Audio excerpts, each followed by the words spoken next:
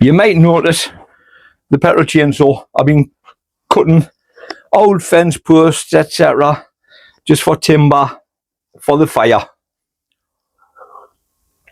Speaking of chainsaws,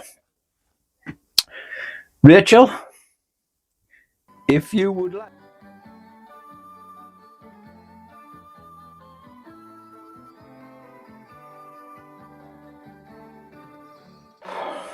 You're right, everyone. Well, hopefully this video is better than yesterday's for the single seed potato challenge, where I was digging them up. I cut my head off, or half my head. Then I came in here and I was doing them. I don't know if you can actually see them, but I was doing them for the scales, brushing them all off to get them clean. When I actually watched the video back, it was sort of up here, so you couldn't see now. This is where I'll blame Rach for that. Normally, I use the other camera on my phone so I can actually see the screen, what's in the screen. And Rach keeps slapping my wrist or my hand and saying, no, use your proper camera. Well, when I use my proper camera, I am using the proper camera now. So, fingers crossed. I'm hoping that this turns out better than yesterday's. Whew, I am knackered. I've had a busy day of the day down here. Right, first off, the giant garlic, what I planted. We're having just a little friendly growing challenge. Me, Rachel and Eric, Jamie and Dean. So, in this pot, not coming through yet, but it's got a canny root structure coming through. Right, so I'm not bothered about that. That'll come through when it's ready. Then there's that one. That's just coming through. It's about a centimetre through. Now that has got a good root structure as well. And then I've got this one. And as you can see, there's nothing coming through yet. And the root structure is just starting to come through the bottom. So I'm not particularly bothered about it. That will come through, it'll grow. This one is through. That's about 3.5 to 4 inches. So I'm happy with that. And once again, that's got fantastic roots on it. So happy at the moment with this situation. The reason I've got them standing upside on saucers that are upside down is just for the roots, to let the roots grow through. In actual fact, I could have grown them in air pots actually, but I never gave it a thought.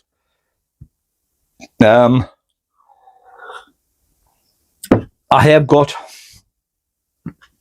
other garlic here. These ones which I started off today, I think is the 11th day, so I'm happy with them. After 11 days. Then 3 days after them, I sowed them. So there's 1, 2, 3, 4, 5, 6, 7, 8, and 1 come through there, 9, and 1 come through there, 10. So at the moment, I've got 10 out of 12 germinating. And then yesterday, I done 3 of these with garlic. So it's pointless showing you the other 2. They're exactly the same. They're only done yesterday. You might notice the petrol chainsaw. I've been cutting old fence posts, etc., just for timber for the fire. Speaking of chainsaws, Rachel, if you would like, I'll lend, oh my God, I'll lend Eric this and see how good his gardening gloves are. Now, on a serious note, if you want to borrow it to cut that tree stump, you can borrow it. If not, if you want me to come and do it with you, I'll do it. It's not a problem. I'll just pause the camera a second till I sit down with this cup because my legs are bloody aching. Right. Okay. It's quite chilly, but I'm sweating purely because of what I've been doing outside. And I've got the fire on, obviously, but the door's open, the camera's outside the door. So once again, I'm hoping you're actually picking me up on this. I've been doing on my beds because, as I said in my last video yesterday, Monday morning I'm going into hospital for an operation. We do garden inspections every month down here. So if your garden's covered in weeds and stuff like that, you get a letter. So I'm unsure as to how long I sort of be unfit once I get out of the hospital, how long I'll be unfit to actually come down, do weeding, turning over, things like that. So I thought I'd come down today and do it. So I've turned the beds over, I've weeded pretty much as best I can. I would say about 99%, 98%. I was going to feed them, the beds, but then it got me thinking, I've been on this plot 3 years, and instead of feeding the beds, I might get my soil tested. Reason being, I had a discussion with my mate Harry, secretary here. Harry grows dahlias, leeks, onions, and he was on about his leek trenches. And I think he said it was every 3 years, he takes the soil out and renews it. And when I asked him why, what he told us actually made sense. You know, they get the soil tested, the leek and onion lads and that, and the test may come back, and hypothetically, it might say you need 3% potassium and 3% phosphorus and only 1% nitrogen, because everything uses nitrogen, but your potassium and your phosphorus is very, very slow release. So you feed your beds 3% phosphorus, 3% potassium, 1% nitrogen. The following year, you do the same again. Your nitrogen once again will go. But out of that 3% phosphorus and potassium you put in the year before, you could still have 1% or 1.5%. So you're now putting 3% into it, which is making 4% or 4.5%. You do the same the following year. Yeah, and out of that 4.5%, you may have 2.5% left. But you're adding 3%, so you end up with 5%. Eventually, it'll lock your beds, which it made a lot of sense to us when he was explaining it. You know, I find it quite hard to take things in. I never used to. It's only over the last, say 4 years, 5 years maybe, since my mother died, and then other things, which I didn't really want to go into. But my memory's been, as in, I can remember stuff from years ago, but you might be watching TV and you say, oh, what's his name? He used to be in, oh, what was it? And you kind of think, or you're talking to someone and you know what you're going to say, and all of a sudden, just one word will go out your mind, and you kind of think, hypothetically, I'm having sausage, beans, egg and bacon for me tea. But I might say, oh, I'm going to have sausage, egg, beans, and, what do you call it? That stuff that comes from a pig. And somebody say bacon, you say, that's it. Things like that, I struggle. Retaining information, I do struggle. I talk to people all the time. It comes in there and out there. If it's something that I'm really, really interested in, I tend to make notes purely so I don't forget. So I made a load of notes last night, and I was doing a lot of searching on the internet, and there's a lad local to us,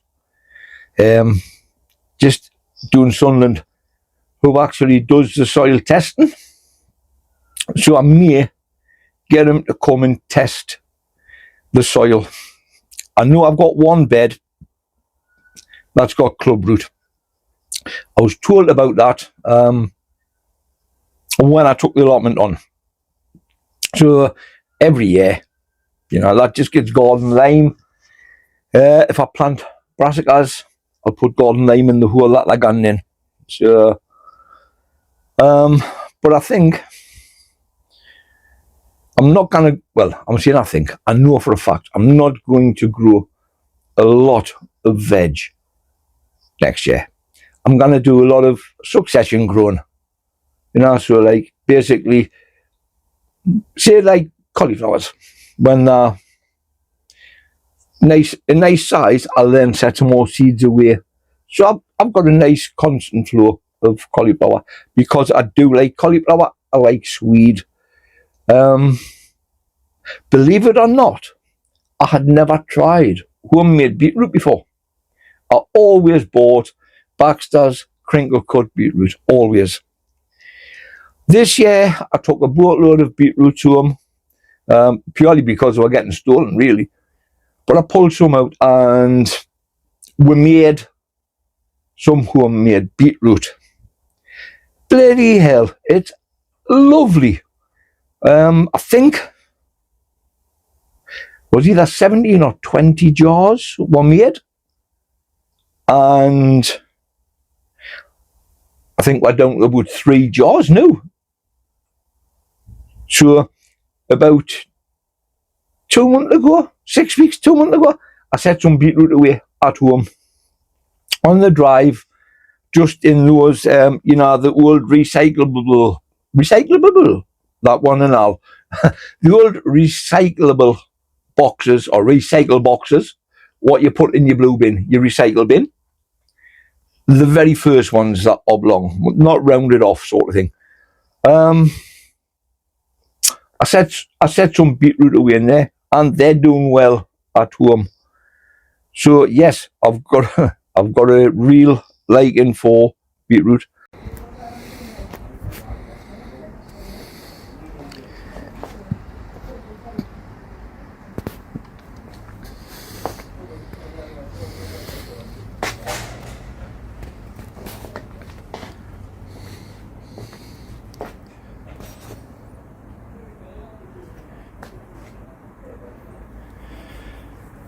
I'm just adding this in now. It's what? I think it's about 7:30 at night.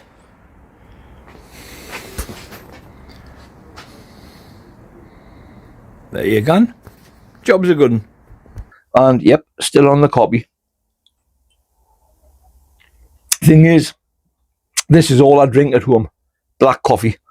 Or flavoured water, which I buy from Iceland or the range, because the range have got an Iceland inside, and it's lemon flavoured, and I really, really like it. Straight from the drinks, the chiller dispense and the fridge, absolutely gorgeous. But black coffee, I can't drink tea. I don't like it, but I can't drink it. And as I keep telling people, I'm a cheap drink for anyone. No milk, no sugar. But I have it a bit like you would give to a young kid. So far with boiling water, and then just top it up with cold water, because I hate a cup that's got to just sit on the side for ages till it cools. I like a cup where someone give me it and I can go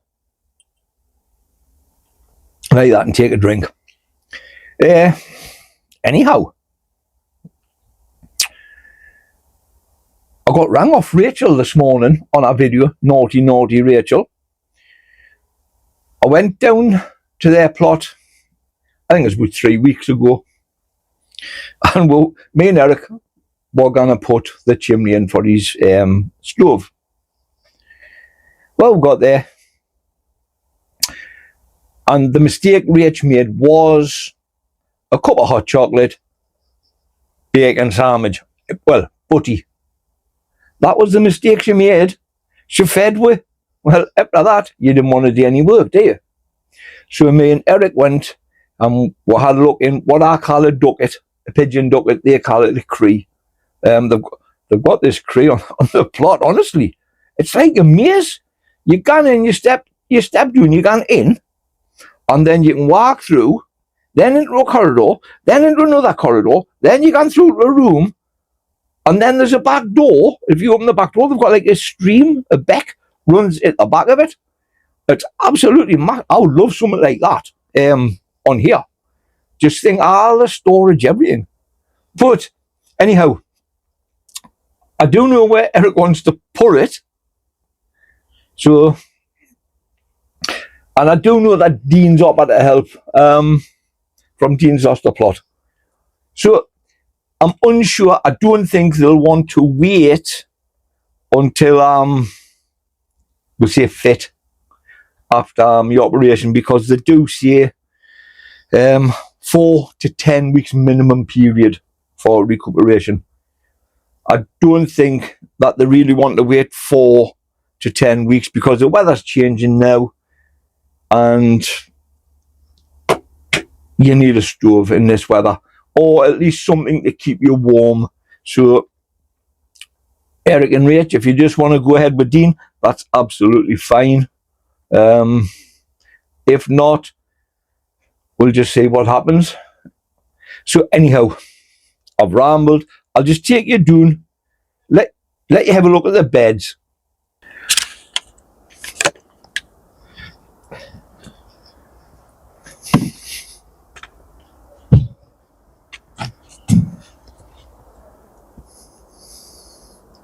That's the one that I had the onions in. The onions that are drying out in the greenhouse. Nothing wrong with those. And that's the bed that I had the savoys in, and the red cabbage. They are just spuds in them tubs there. Desiree, and I think there's 2 tubs, 1 Manitou in. I managed to find 2 little Manitous, so I put them in there. There's another bed. This one had the broccoli in. See, I can barely see any weeds at all. This is the one with the club root.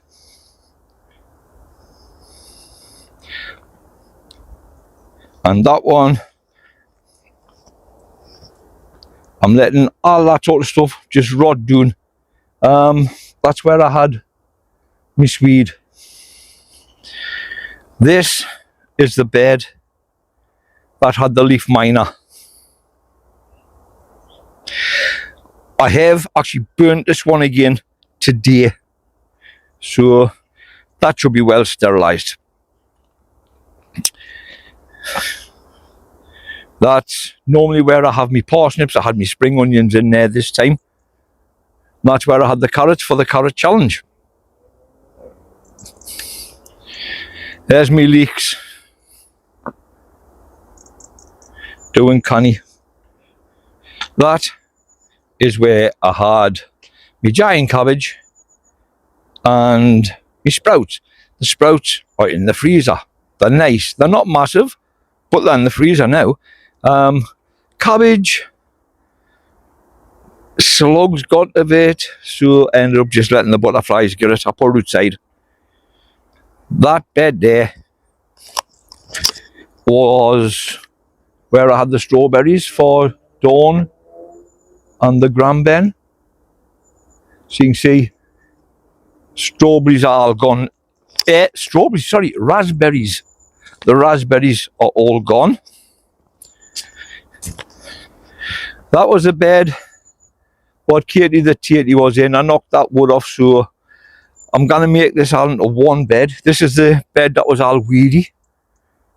So I'm going to make this just into one big bed.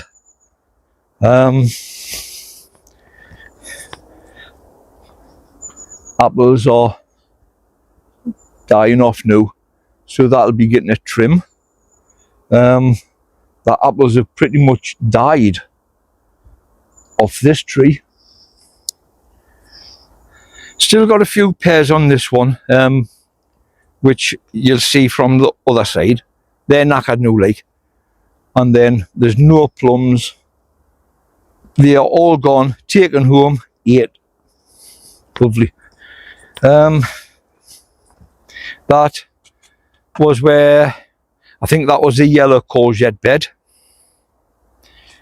That was the green courgette bed. And that was where I had the giant pumpkin. And there are the pears.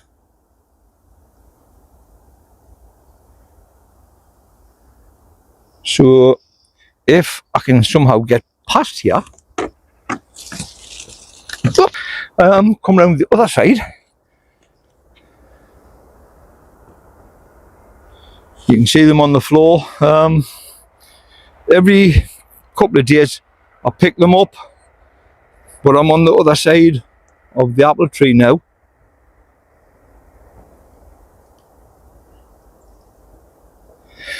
The apple tree will be getting trimmed. They'll all be getting picked up. It just encourages the rats. They are the beds that I had me sweet corn in.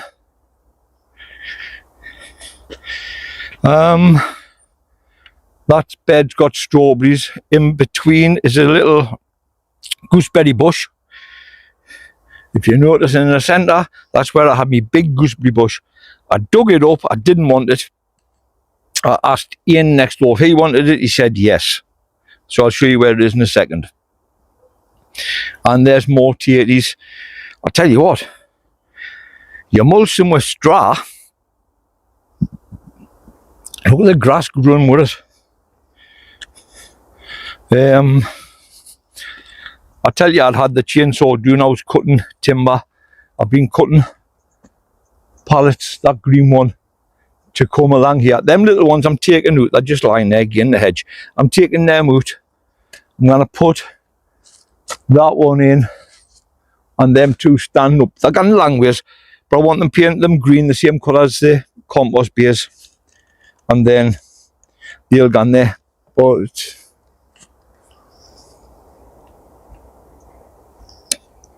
there you are. I hid on top of the hedge for Ian about, it's got to be a week and a half ago now, it's still there. So I've still got loads more pallets, etc.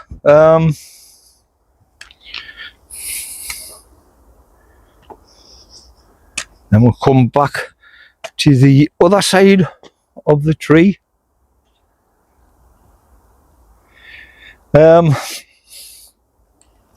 This quilt rim, it's got compost, etc. in there. That quilt rim will be getting moved. I want to get this, well, I'm saying I want to get the metal out, this metal sheet. I'm not bothered, that can stay there. So from there, where these bits of pallet are, I'll be putting the new polytunnel, which is 6 meters long by 3 meters wide. That'll be going in place of this little polytunnel.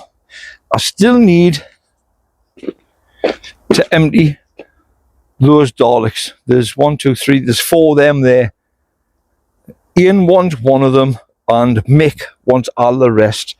So Mick will get 3.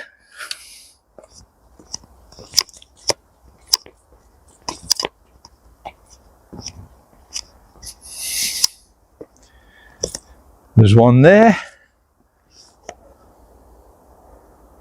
There's 4 you'll get.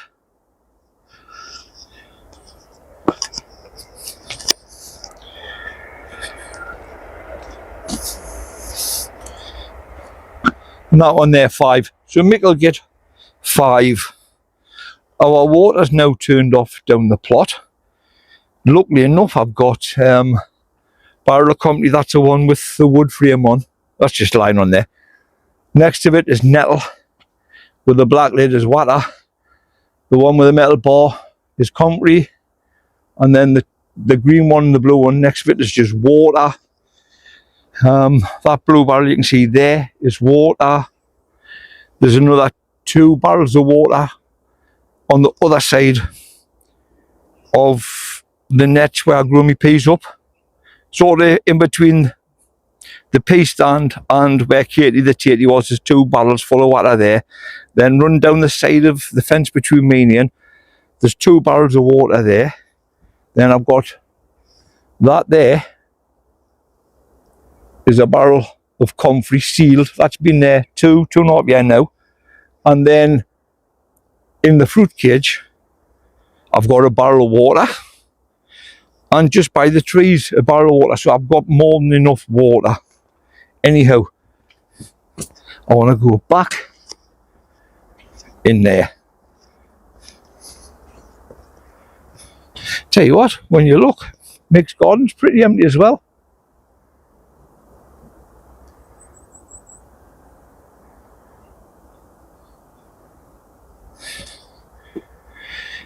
Hey. Once again, we're back in here.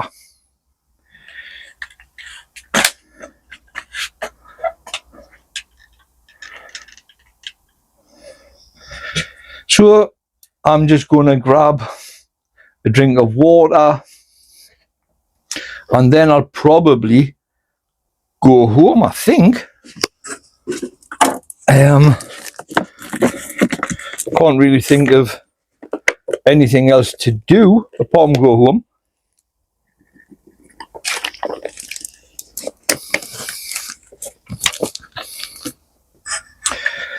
Oh, so as I say, I've had a pretty exhausting day today. I also want to go home and play with my dog,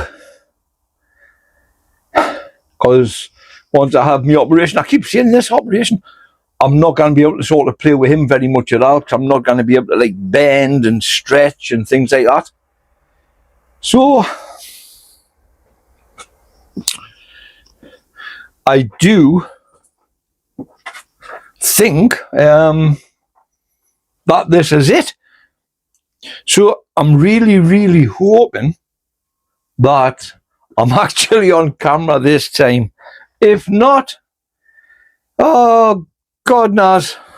But God loves a trier, as they say, and I keep trying. I keep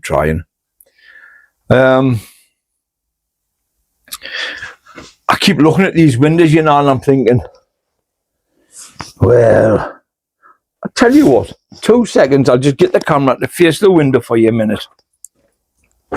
I'll probably have to pause it, I don't know.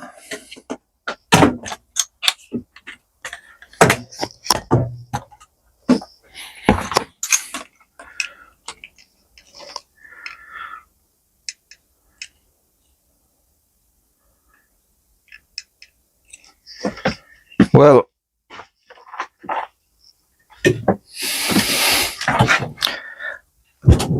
I keep thinking put these down these 2 windows.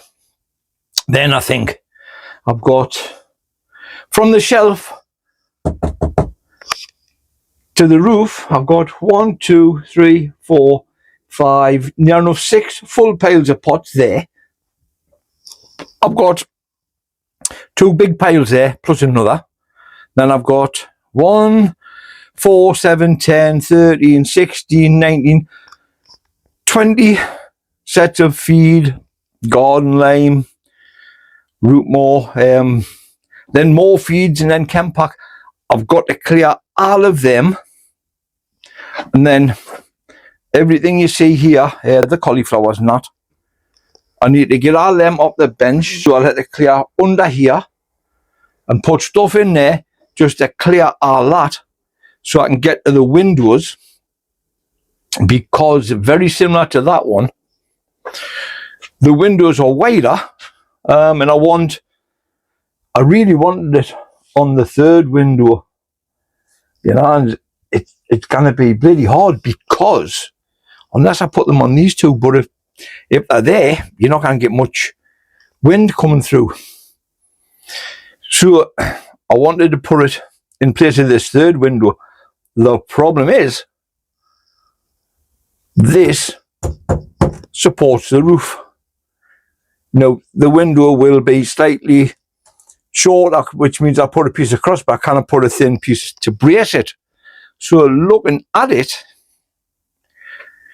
I could put the windows in here, between this one and that one. You've got 3 panes of glass. I would get me 2 windows in there.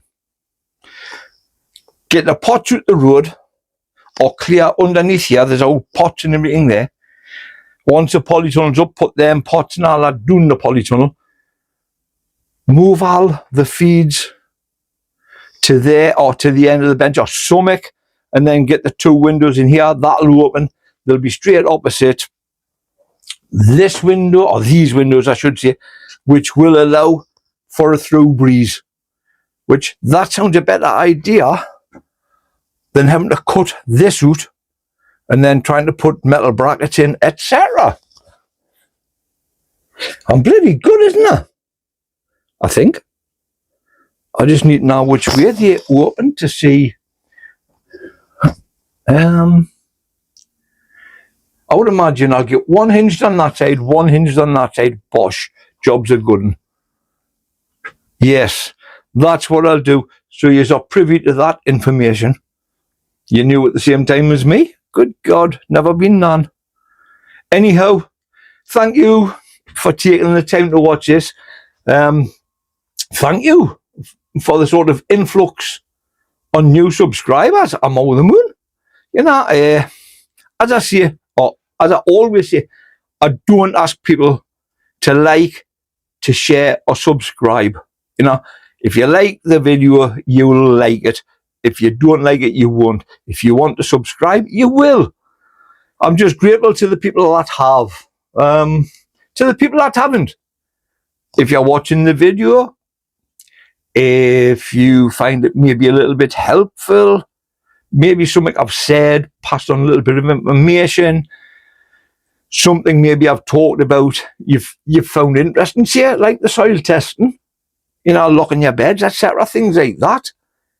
You're more than welcome to just watch a video, listen to it, fast forward through, whatever you want to do.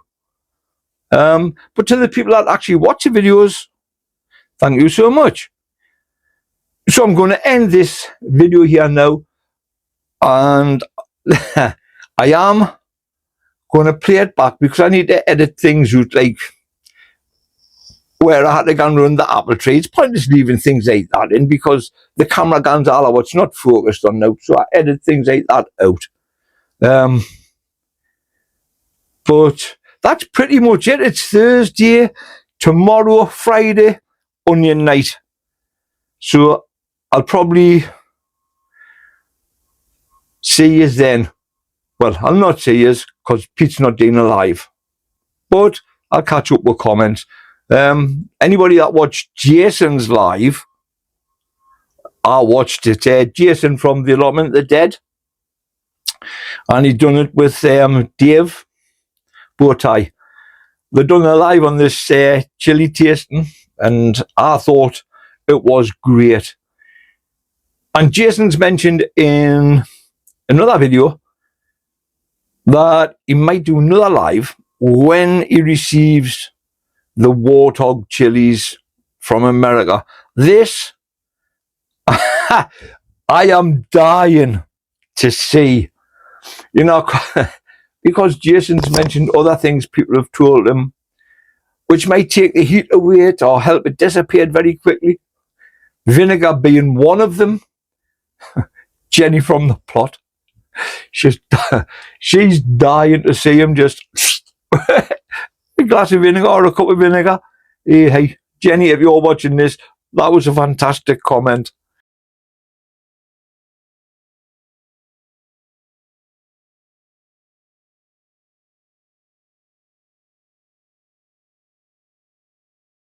Anyhow, if and when Jason does that live, you just want to jump on board. It's great. As I say, I watched it the other night. Loads of people who I chat with, who watch my videos, I watch theirs, etc., etc., etc. They were on, so we're having a good bit natter, sort of in the chat. But yeah, jump on when that's there. Absolutely fantastic. So cheers, everyone. This is it. In the immortal words of Peter Nouth, cheers and gone.